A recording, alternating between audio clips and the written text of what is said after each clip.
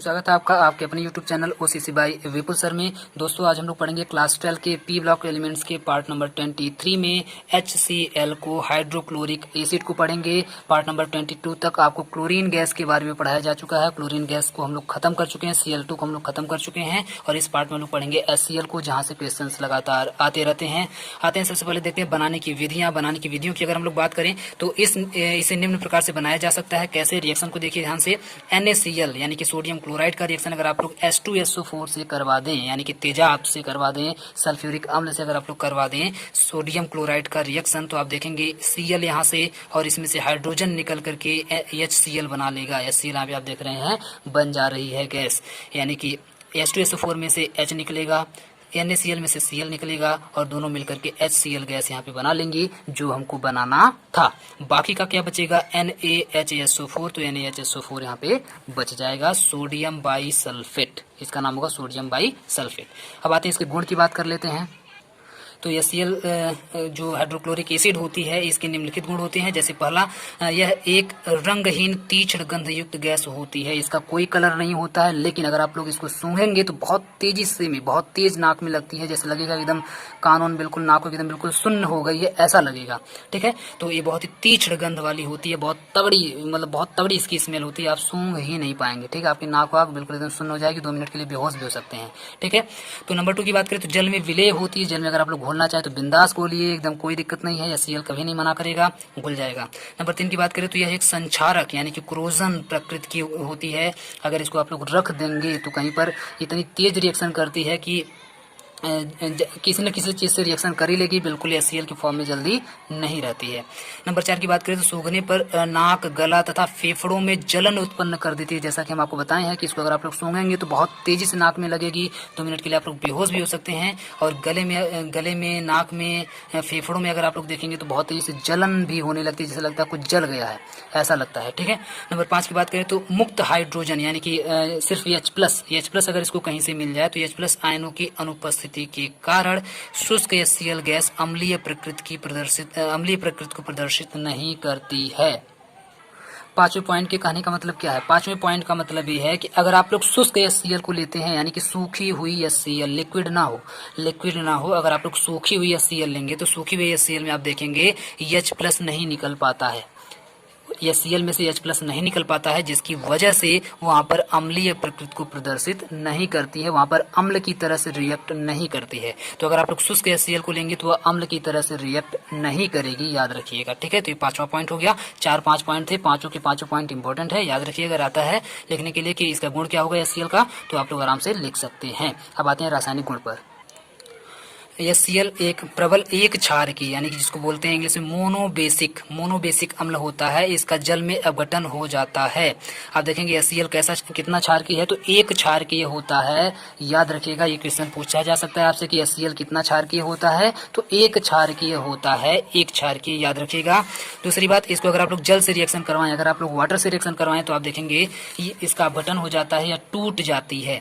HCl का reaction अगर आप लोग वाटर से करवाएं तो आप देखेंगे टूट जाएगी और टूट करके H+ H अलग हो जाएगा और Cl अलग हो जाएगा। तो बनेगा क्या? आप देखेंगे H यहाँ से जो अलग हो रहा है, यह H+ आकर के H2O के साथ मिल जाएगा और मिलकर के बना लेगा H3O पॉजिटिव, H3O+ बना लेगा। क्यों? क्योंकि यहाँ पर 2 बार H पहले से था, एक बार H पहले और आ गया है, तो कितनी बार हो गया है? 3 बार हो गया है। और यहाँ से जब निकला होगा तो H+ के फॉर्म में निकला होगा, तो वही वाला प्लस यहाँ पर आ जाता है।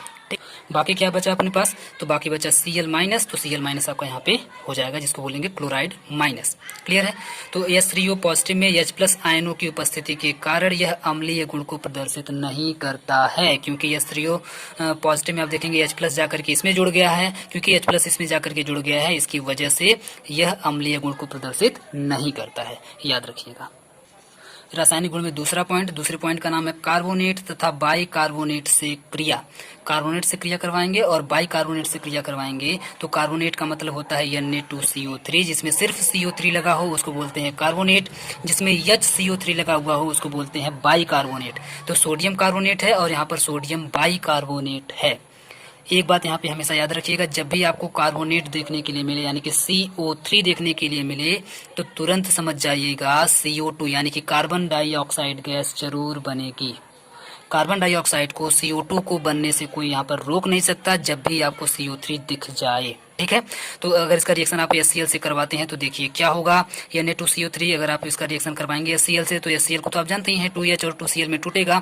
बाकी Na अगर आप लोग देखेंगे तो 2Na में, और CO3 में से हमेशा याद रखिएगा CO2 गैस जरूर निकलेगी, जरूर निकलेगी। तो CO2 यहाँ पे निकल गई तो बाकी कितना बचा, सिर्फ एक O बचा, क्योंकि CO3 था तो CO3 में से CO2 निकल जाएगा तो एक O यहाँ पर बच जाएगा, और यही O इस 2H से मिलकर के H2O बना लेगा। तो क्या बन गया, CO2 और H2O तो बन गया, CO2 और H2O बन गया।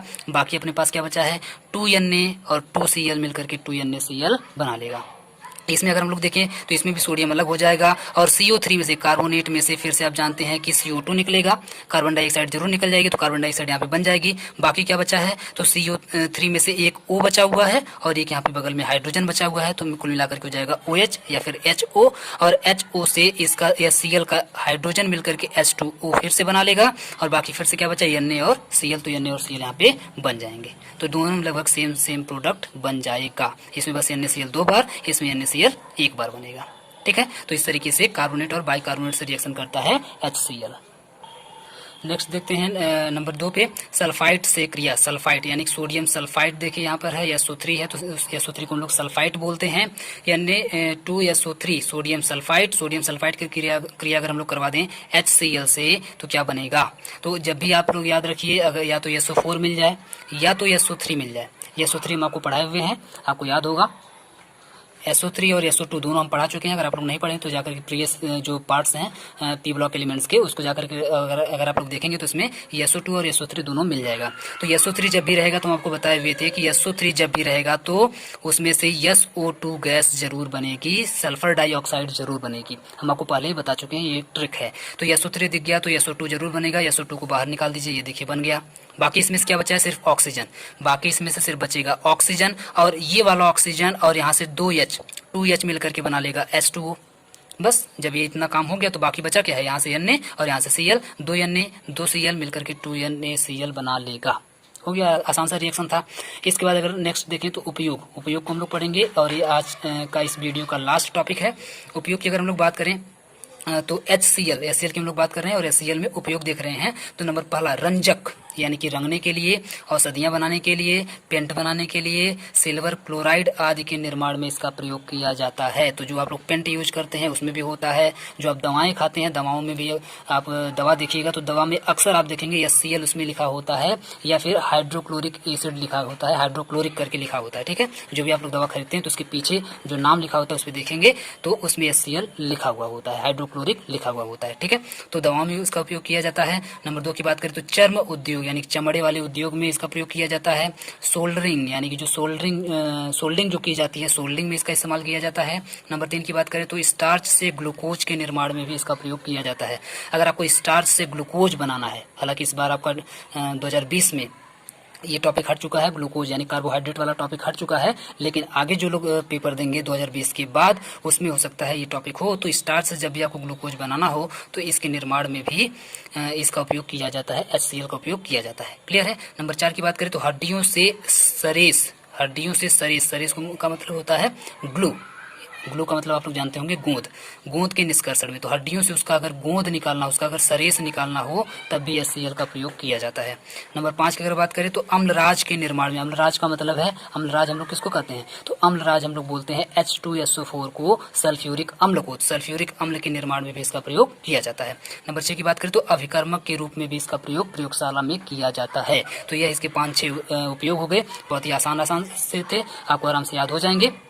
तो आज के लिए इस वीडियो में इतना ही, बाकी हम लोग देखेंगे नेक्स्ट वीडियो में। पूरा वीडियो देखने के लिए बहुत बहुत धन्यवाद।